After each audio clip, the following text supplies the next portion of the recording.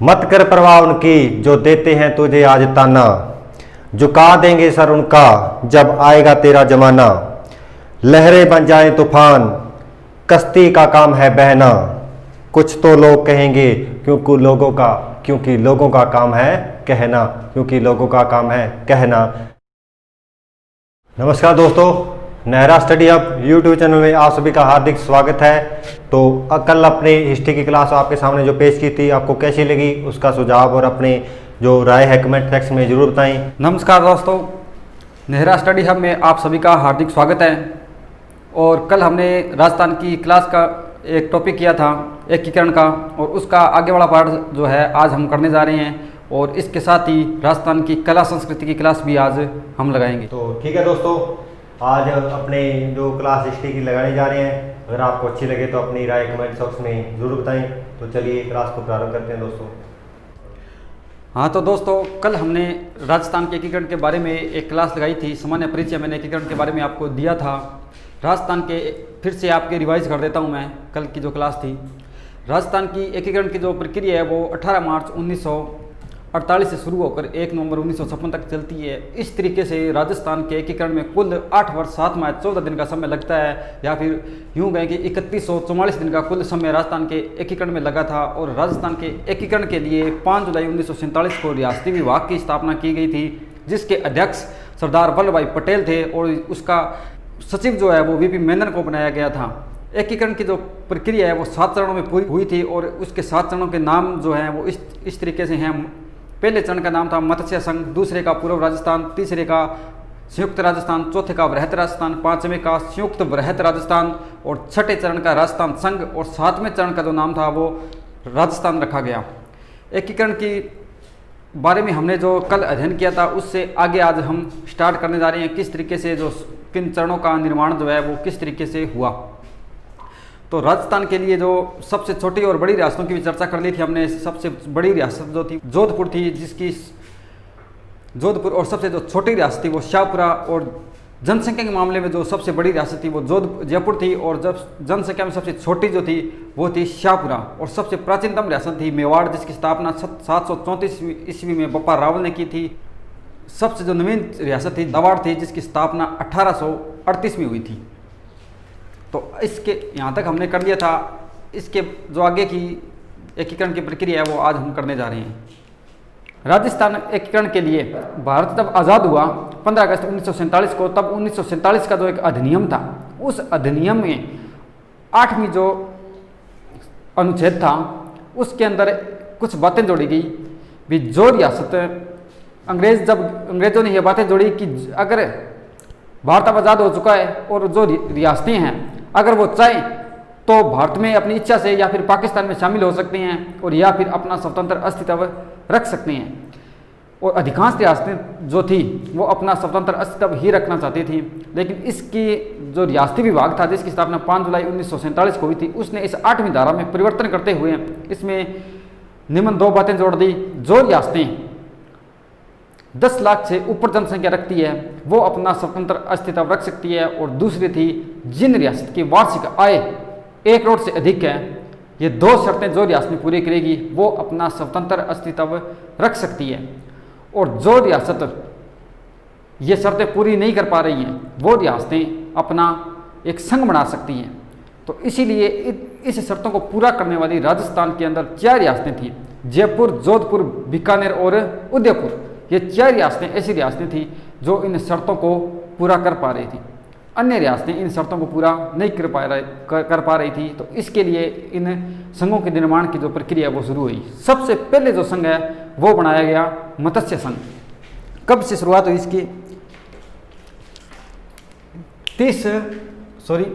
मत्स्य संघ पहले चरण का जो नाम था वो था मत्स्य संघ।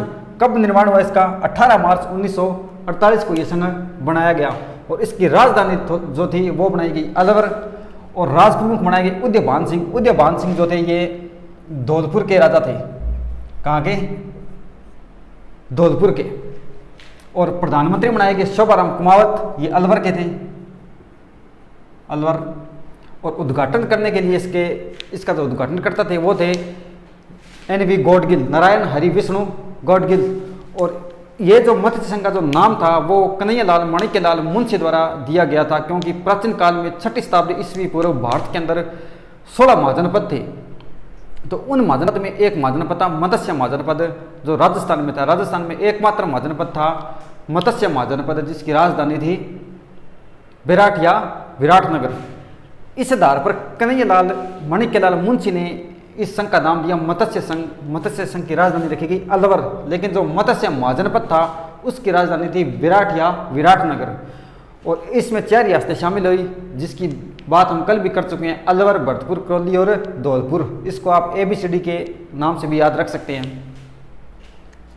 और इसके बाद दूसरा चरण का निर्माण शुरू होता है। दूसरा चरण था पूर्व राजस्थान। पूर्व राजस्थान का जो निर्माण था वो इसके जस्ट 7 दिन बाद हुआ, 25 मार्च 1948 को। 25 मार्च 1948 को पूर्व राजस्थान संघ का निर्माण करके इसकी राजधानी बनाया गया कोटा को। और इसके जो राज प्रमुख थे वो थे भीम सिंह कोटा के। कोटा के जो राजा थे भीम सिंह, उनको बनाया गया राज प्रमुख। और प्रधानमंत्री बनाया गया ये थोड़ा गलत लिख दिया, गोकुल भाई भट्ट नहीं है, गोकुल लाल असावा थे। ये गोकुल लाल असावा शाहपुरा के रहने वाले थे, ये गोकुल लाल असावा। और उद्घाटनकर्ता भी इसके भी NV गोडगिल, नरहरि विष्णु गोडगिल थे। और इसमें कौन कौन सी रियासतें शामिल हुई थी? 9 रियासतें शामिल हुई थी, डूंगरपुर, बांसवाड़ा, प्रतापगढ़, शाहपुरा, किशनगढ़, टोंक, कोटा, बूंदी और झालावाड़। इन रियासतों के बारे में मैं पहले भी आपको बता चुका हूँ। डूंगरपुर के शासक जो थे, पहली ही रियासत है ये डूंगरपुर, इसके शासक थे लक्ष्मण सिंह, जिन्होंने बागड़ संघ बनाने का असफल प्रयास किया। इन्होंने बागड़ संघ जो था वो बनाने का प्रयास तो किया, लेकिन इसमें ये सफल नहीं हुए। कोटा के महाराजा जो थे भीम सिंह, उन्होंने हड़ौती संघ बनाने का प्रयास किया, वो भी प्रयास असफल रहा। उसके बाद एक बांसवाड़ा, प्रतापगढ़, शाहपुरा, किशनगढ़, टोंक, बूंदी और झालावाड़, ये 9 रियासतें शामिल हुई। झालावाड़ रियासत की स्थापना 1838 में अंग्रेजों ने की थी और इसकी राजधानी रखी गई थी झालावाड़ की उस समय पाटन। और टोंक जो रियासत है एकमात्र नवाबी या मुस्लिम रियासत थी। और एकीकरण के समय इसके जो शासक था वो था वजीउद्दौला। और टोंक को नवाबों की नगरी भी कहते हैं। बूंदी का शासक था बहादुर शाह। और मराठे जो थे उन्होंने राजस्थान में जो सबसे प्रवेश किया वो बूंदी रियासत से ही किया था। शाहपुरा का राजा था सुदर्शन सिंह। शाहपुरा राजस्थान की सबसे छोटी रियासत थी। शाहपुरा और किशनगढ़ दूसरी सबसे छोटी रियासत थी। किशनगढ़ का राजा था सुमेर सिंह। शाहपुरा और किशनगढ़ दो ऐसी रियासतें थी जिनको तोप सलामी का अधिकार नहीं था। और प्रतापगढ़ बच गई। प्रतापगढ़ का शासक था अंबिका प्रसाद सिंह। और बांसवाड़ा के शासक जो थे वो थे चंद्रवीर सिंह, जिन्होंने विलय पत्र पर हस्ताक्षर करते समय यह कहा था कि मैं अपने डेथ वारंट पर हस्ताक्षर कर रहा हूं। इस तरीके से यह दूसरा चरण भी कंप्लीट होता है। अब बात करते हैं हम तीसरे चरण की। तीसरा जो चरण था, तीसरे चरण में क्या हुआ, जो पूर्व राजस्थान था इसमें एक रियासत शामिल हुई, उदयपुर के महाराजा थे उस समय भोपाल सिंह।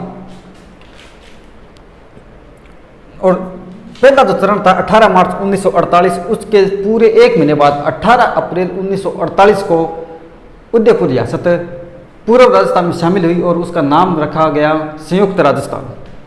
और इस समय इसकी राजधानी उदयपुर को बनाई गई। राज प्रमुख जो थे वो थे भोपाल सिंह बनाए गए उदयपुर के, भोपाल सिंह।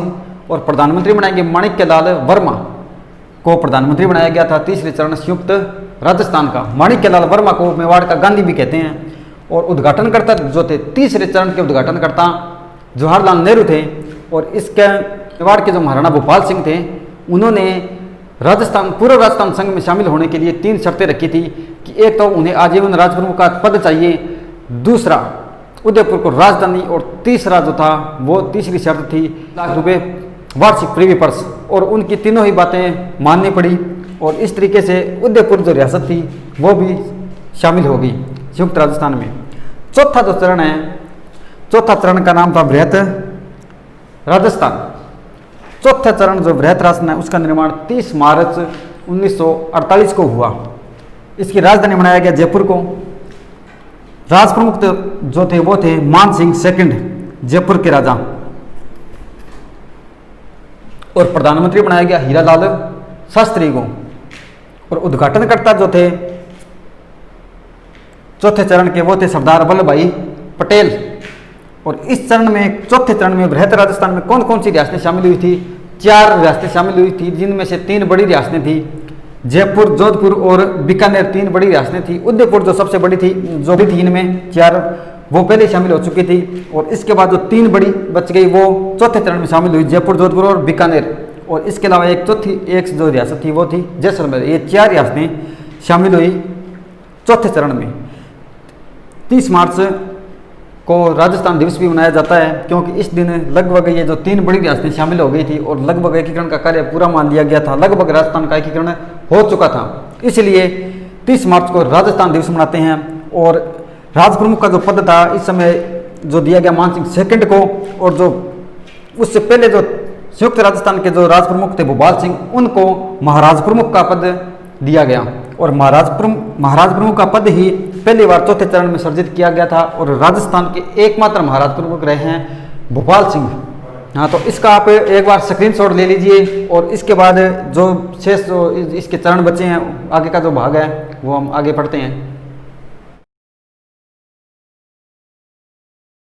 चौथे चरण के बाद जो 5वां चरण था, 5वें संघ का जो निर्माण हुआ, उसके बारे में देखते हैं। 5वां जो चरण था वो था संयुक्त बृहत राजस्थान, जिसकी स्थापना 15 मई 1949 को हुई थी। और इसकी राजधानी बनाया गया था जयपुर को। राज प्रमुख हुई मान सिंह सेकंड, प्रधानमंत्री हीरालाल शास्त्री और उद्घाटनकर्ता सरदार पटेल थे इसके। और इसमें एक खास बात यह थी कि इसमें जो पहला जो संघ था मत्स्य संघ, उसको संयुक्त राजस्थान में शामिल किया गया और उसका नाम रखा गया संयुक्त बृहत राजस्थान। इस मत्स्य संघ को शंकर देवराय कमेटी की सिफारिश पर मत्स्य संघ को शामिल किया गया था। और इसी शंकर देवराय कमेटी की सिफारिश पर ही भरतपुर और धौलपुर को राजस्थान में शामिल किया गया था। इस तरीके से 5वें चरण का कार्य जो है वो भी कंप्लीट होता है। 6ठे चरण की बात करते हैं अब हम, राजस्थान संघ। 6ठे चरण का नाम रखा गया राजस्थान संघ। और इसके अंदर जो संयुक्त बृहत राजस्थान था, इसके अंदर 6ठे चरण, इसके अंदर सिरोही रियासत को शामिल किया गया था। यहाँ पे लिखा नहीं, मैंने लिख देता हूँ। सिरोही रियासत कौन सी मिली थी? सिरोही। लेकिन सिरोही के 2 क्षेत्र छोड़ दिए गए थे, आबू और देलवाड़ा। आबू और देलवाड़ा को मुंबई प्रांत में शामिल कर दिया गया था। उस समय गुजरात का नाम मुंबई था। गुजरात और महाराष्ट्र को संयुक्त रूप से मुंबई कहा जाता था, उसमें शामिल कर दिया गया सिरोही का आबू और देलवाड़ा। ये लगभग 304 वर्ग किलोमीटर का क्षेत्र था, जिसमें लगभग 89 गांव थे। और इसी में एक गोकुल भाई भट्ट जो हैं, जिनका राजस्थान का गांधी कहते हैं, उनकी जन्मस्थली हाथलगांव भी शामिल था। तो इस तरीके से 6ठे चरण में राजस्थान संघ में सिरोही को मिला लिया गया, लेकिन आबू देलवाड़ा का जो क्षेत्र था वो मुंबई प्रांत को दे दिया गया था। अब बारी आती है 7वें चरण की। राजस्थान, वर्तमान जो राजस्थान नाम है, यही 7वें चरण का नाम था। और इसकी जो स्थापना है, इसका 1 नवंबर 1956 को हुई थी। राजधानी बनाया गया वही जयपुर को। राज प्रमुख थे। राज प्रमुख का जो पद था वो इस समय समाप्त कर दिया गया था 7वें चरण में, और उसके जगह नया पद बनाया गया राज्यपाल का। और राज्यपाल बनाए गए गुरमुख निहाल सिंह। गुरमुख निहाल सिंह राजस्थान के प्रथम राज्यपाल हैं। और ये एक चीज़ जो है, 26 जनवरी 1950 को जो हीरालाल प्रधानमंत्री की जो ये लिस्ट है, इसके अंदर हीरालाल जो शास्त्री है, इनको मुख्यमंत्री बनाया गया था, क्योंकि 26 जनवरी 1950 को जो गणतंत्र दिवस जो है अपना पहला मनाया गया था और संविधान लागू हो चुका था, उस आधार पर प्रधानमंत्री का जो पद है वो समाप्त कर दिया गया था राज्य में, और राज्य के अंदर मुख्यमंत्री का पद बनाया गया था। और पहले जो मनोनीत मुख्यमंत्री थे वो थे हीरालाल शास्त्री, और उद्घाटनकर्ता सरदार पटेल ही थे।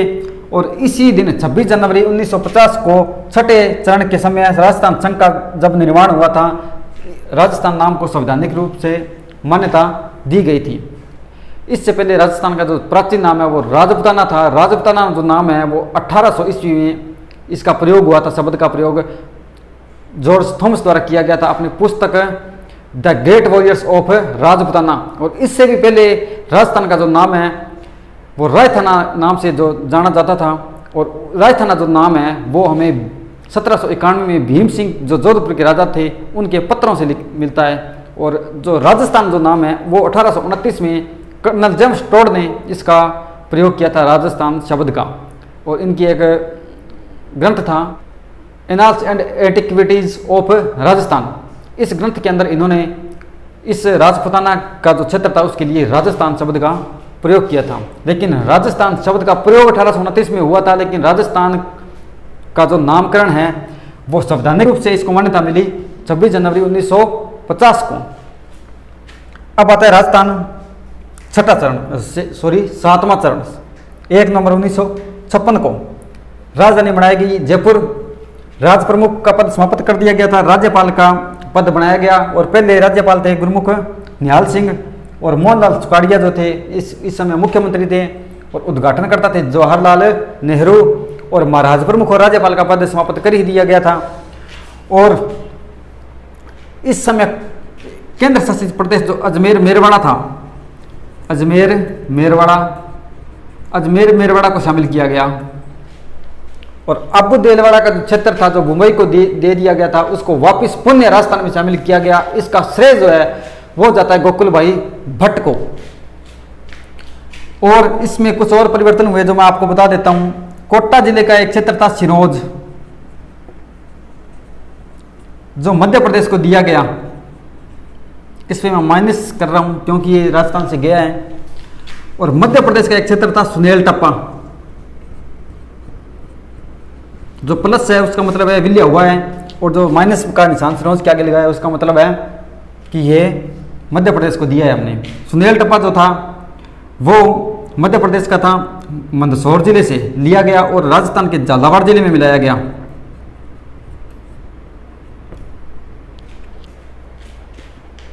इस तरीके से राजस्थान के एकीकरण की जो प्रक्रिया कार्य जो था वो पूरा हुआ। तो इस तरीके से राजस्थान का जो एकीकरण था वो कंप्लीट होता है। इसका भी आप स्क्रीनशॉट ले सकते हो। और आपको ये क्लास कैसे लगी कमेंट करके ज़रूर बताएं। धन्यवाद।